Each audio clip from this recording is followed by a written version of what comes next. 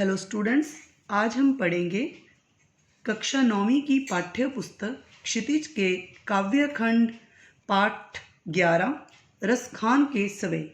तो स्टूडेंट्स, सबसे पहले हम रसखान जी के बारे में जान लें। रसखान का जन्म सन 1548 में हुआ माना जाता है। उनका मूल नाम सैयद इब्राहिम था और वे दिल्ली के आसपास के रहने वाले थे। कृष्ण भक्ति ने उन्हें ऐसा मुग्ध कर दिया कि गोस्वामी विट्ठलनाथ से दीक्षा ली और ब्रिजभूमि में जा बसे। यहाँ पर अपने स्वेय में उन्होंने श्री कृष्ण जी से अपने प्रेम को दर्शाया है। यहाँ संकलित पहले और दूसरे स्वेय में कृष्ण और कृष्ण भूमि के प्रति कवि का अनन्य समर्पण भाव व्यक्त हुआ है। यहाँ पर कवि अपना श्री कृष्ण जी से प्रेम कितना गहरा है वो दिखाता है। पहले, मानुष हो तो वही रस खानी, मानुष हो तो वही रस खानी, बसो ब्रिज गोकुल गांव के गवारन, जो पशु हो तो कहा बस मेरो, चरो नित नंद की धेनु मंझारन। कवि कहता है, ब्रिजभूमि से अपने प्रेम को दर्शाते हुए कहता है कवि कि यदि मेरा अगला जन्म मनुष्य के रूप में हो तो मैं गोकुल गांव के ग्वालों के बीच में रहूं। बसों ब्रिज गोकुल गांव के गवारन, गोकुल गांव के जो ग्वाले हैं मैं उनके बीच में बसूं, उनके बीच में रहूं। जो पशु हो तो कहा बस मेरो। कवि कहता है कि यदि मुझे अगला जन्म पशु के रूप में मिलता है तो इसमें मेरा कोई बस नहीं है, लेकिन अगर मुझे पशु का जन्म मिलता है तो भी मेरो चरो नित नंद की धेनु मंझारन। यदि मैं पशु ही बन जाऊं तो कहाँ पशु बनूं, गाय बनकर रोज नंद की गांव के बीच ब्रिजभूमि में विचरण करूं। नित रोज नंद की धेनु, नंद की जो गायें हैं, मंझारन मतलब मध्य, उनके बीच विचरण करूं। पाहन हो तो वही गिरी को, जो किए हरि छत्र पुरंदर धारन। अब कवि कहता है कि अगला जन्म यदि मुझे पत्थर के रूप में मिलता है तो मैं कौन सा पत्थर बनूं।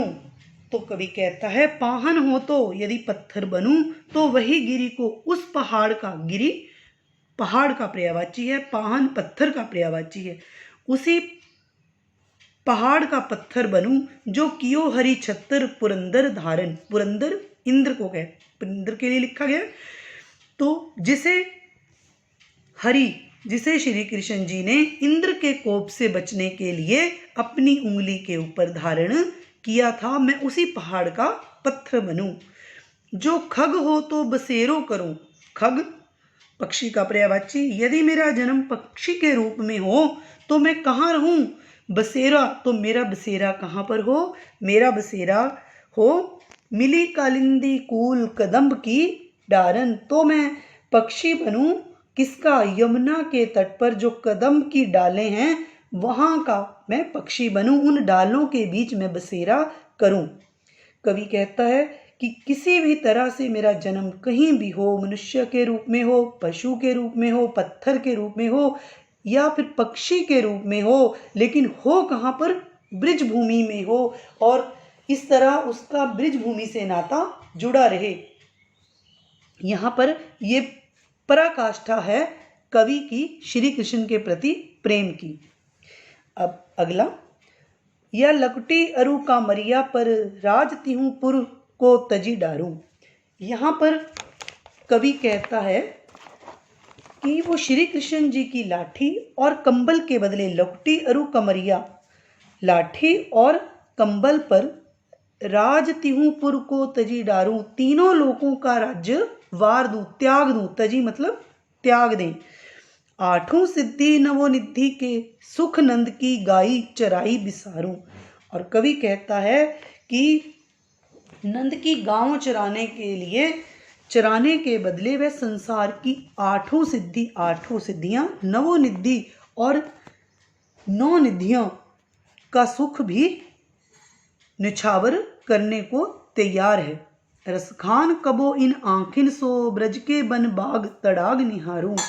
और कवि कहता है कि जब से उसने अपनी आँखों से ब्रिज के वनों, बगीचों और तालाबों को देखा है, तब से कोटिक एकल धोत के धाम, करील के गुंजन ऊपर वारूं।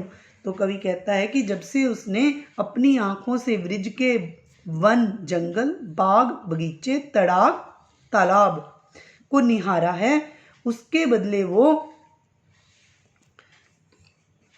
करोड़ों सुनहरे महलों को भी निछावर करने को तैयार है। कौटिक एकल धोत के धाम, करोड़ों सुनहरे महलों को भी निछावर करने के लिए तैयार है कि उसे ब्रिज के जंगल, बाग और तालाबों से इतना प्रेम है, इतना मोह है। अब आगे, मोर पखा सिर ऊपर राखियो, गुंज की माल गरे पहरोगी। यहाँ पर कवि ने एक गोपी के भावों को दिखाया है।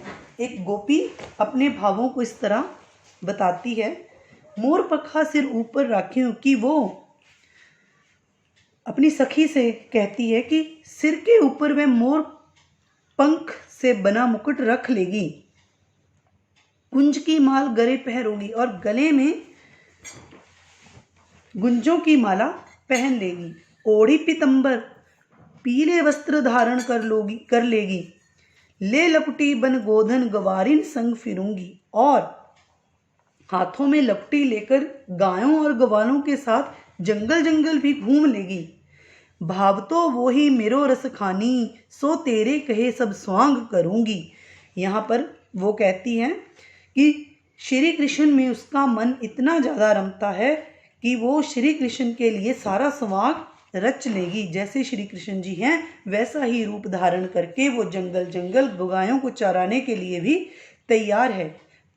लेकिन या मुरली मुरलीधर की अधरान धरी अधरा न धरूंगी, लेकिन वो किसी भी सूरत, किसी भी हालत में श्री कृष्ण जी की मुरली धारण नहीं करेगी, अपने अधरों पर श्री कृष्ण जी की मुरली नहीं रखेगी, क्योंकि इस मुरली ने ही तो श्री कृष्ण जी से उसे दूर किया है।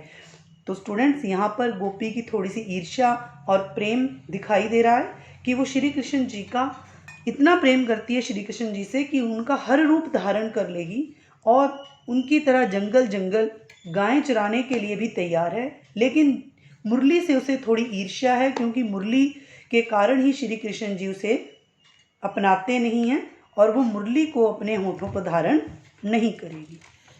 अब आगे, कानिन दे अंगुरी रहिबो, जब ही मुरली धुनी मंद बजे है। यहाँ पर गोपी कहती है कि जब श्री कृष्ण जी की मुरली की मधुर तान बजेगी तो वह अपने कानों में उंगली दे लेगी। कानिन दे अंगुरी, कानों में उंगली दे लेगी। मोहनी तानन सोरस खानी,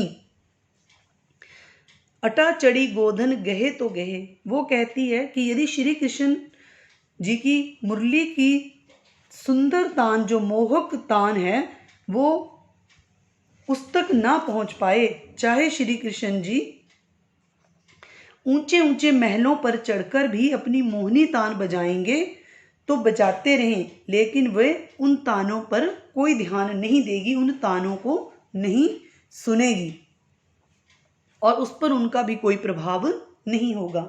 टेरी कहो सिगरे ब्रिज लोगनी, काली को कितनों समुझे। परंतु यदि किसी प्रकार उस कृष्ण की मधुर बांसुरी की धुन उसके कानों में पड़ जाती है, टेरी कहो सिगरे ब्रिज गोली, अगर अचानक से ही उनके कानों में बांसुरी की मधुर धुन पड़ जाती है तो ब्रिज के समस्त लोगों, ब्रिज लोगनी मतलब ब्रिज के समस्त लोगों, मैं कहती हूँ कि फिर चाहे कुछ भी हो जाए, मैं उस धुन को सहन नहीं कर पाऊंगी, मैं उस धुन में झूमने लगूंगी, फिर चाहे कुछ भी हो जाए। लेकिन जब तक वो धुन बजेगी मैं कोशिश करूंगी कि वो धुन मेरे कानों में ना पड़े। माई रीवा मुख की मुस्कानी, समराही न जहे न जहे न जहे। यहाँ पर वो कहती है कि हे माँ, कृष्ण के मुख की मोहनी मुस्कान ऐसी सम्मोहक है। मायरी, अपनी माँ से, माँ कृष्ण के मुख की मुस्कान इतनी सम्मोहक है, इतनी मनमोहक है, जादू वाली है कि उसके जादू से बचा नहीं जा सकता और उसका सुख मेरे से संभाले नहीं संभलेगा। कि जब मधुर बांसुरी की धुन उसके कानों में पड़ ही जाएगी, चाहे वो उससे जितना भी बचे, फिर कोई भी उसे संभाल नहीं सकता। उस बांसुरी की मधुर तान के जादू से वो नहीं बच सकती, उसके सुख से वो नहीं बचना चाहती। तो स्टूडेंट्स, आपने रस खान जी के सवे पढ़े। यहाँ पर आपको पता चला कि वे श्री कृष्ण जी से कितना प्रेम करते थे। उनकी सारे सवे श्री कृष्ण जी की भक्ति में डूबे हुए हैं। अलग अलग तरह से उन्होंने इसका वर्णन किया है। तो आपने इसको ध्यान से सुनना है और एक बार अपनी तरफ से भी सारा पढ़ना है। धन्यवाद।